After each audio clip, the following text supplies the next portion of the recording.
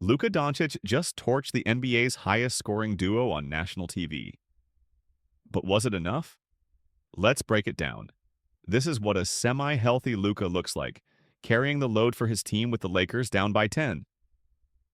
Deep three on the way, drilled. Luka always looks over to the sideline after a big play, and this time he's exchanging words with Thanasis. Single-handedly outscoring the league's top-scoring duo on a random Thursday night, Luka put on a show. The injury-plagued Lakers took on a fully healthy Bucks squad that's gearing up for the postseason. The game revealed several key takeaways, both in terms of issues and improvements. Here's a full breakdown of what we learned from this Lakers versus Bucks matchup, including a closer look at the coaching strategies of J.J. Redick and Doc Rivers. Luka and Austin Reeves had a rough outing against the Nets, shooting just 11 for 40.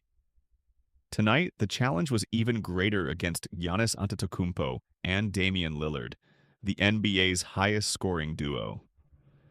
From the opening tip, Milwaukee's size advantage was apparent. The Lakers struggled to match up physically, leading to multiple breakdowns on both ends. Milwaukee wasted no time imposing its will inside. The Lakers' transition defense was disorganized, leaving open lanes for the Bucks to exploit. Pick and rolls between Lillard and Giannis were especially effective, forcing the Lakers into tough decisions. Without Jackson Hayes, Brook Lopez dominated the paint, taking advantage of mismatches and knocking down open shots. On the defensive end, the Bucks made it clear they weren't letting Lillard guard Luka in one-on-one situations.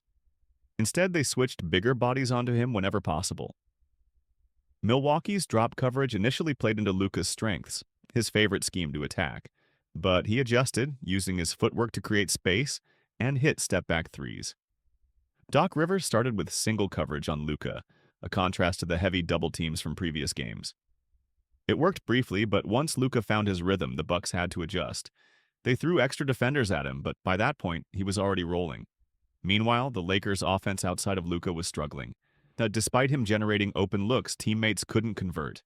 Wide-open shots clanked off the rim, breaking any momentum the Lakers tried to build. Vanderbilt and Reeves had some bright moments attacking early in possessions, but overall the supporting cast couldn't capitalize. The Bucks, on the other hand, executed their game plan to perfection. Their defense forced the Lakers into difficult shots, and their offense capitalized on transition opportunities. Lillard's deep-range shooting kept defenders honest, while Giannis relentlessly attacked the paint. The Lakers' strategy of having Alex Len hedge high on pick and rolls left them vulnerable, and Milwaukee made them pay with pinpoint passing and smart off-ball movement. The turning point came in the second quarter when the Bucks extended their lead to double digits. Even when the Lakers found openings, Milwaukee responded immediately. Whether it was Lillard from deep, Giannis bulldozing his way inside, or Lopez stretching the floor, the Bucks kept their foot on the gas.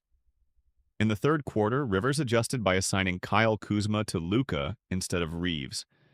This led to increased defensive pressure, forcing the Lakers to find scoring from other sources.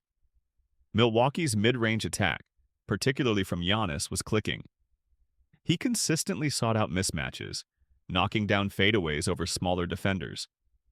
Milwaukee's ability to turn defense into offense widened the gap. The Lakers had no answer for their size and athleticism, with Lopez protecting the rim and Giannis dominating the fast break. As the Bucks' lead grew, Luka tried to will his team back, but without help, the deficit proved insurmountable.